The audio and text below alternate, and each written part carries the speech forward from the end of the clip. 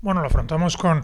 ilusión, con ganas de volver a viajar, de volver a tener un partido en esta competición y, por supuesto, desde nuestra exigencia y desde nuestros resultados. No queremos pensar en qué hacen los rivales, en qué necesitamos, sino cada día dar nuestra mejor versión y esto pasa por sumar victorias desde ya y la pista de Sepsi no será sencilla, pero es uno de los partidos que nos tienen que dar el impulso para seguir creciendo y seguir teniendo opciones en la competición. Bueno, está claro que el rival pues tiene su propia competición doméstica,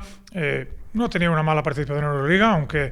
como dices clasificatoriamente esté en la parte baja, pero no, lo que podemos dominar es nuestra presencia, nuestra intensidad y que se note la ambición que tenemos como equipo y como club. La llegada de Alina, pues por supuesto es una alegría y es una jugadora que nos va a aportar cosas a la que tenemos que ayudar a introducirse en el equipo, pero que nos hace más fuertes. Vamos a ver, según el trabajo semanal, su condición física, su adaptación, pues a qué nivel puede participar y puede estar ya para ayudar al equipo. Bueno, parece ser que Mari Gulic esta semana sí vuelve a introducirse parcialmente en las sesiones de trabajo, entonces seguro que no al 100% ni con un minutaje alto, pero estará apta para el partido y jugadoras que pasaban procesos gripales, especialmente Alba Torrens, Leticia Romero, pues están mejorando de ello y esperemos que tengan una poquita más energía de cara a este choque.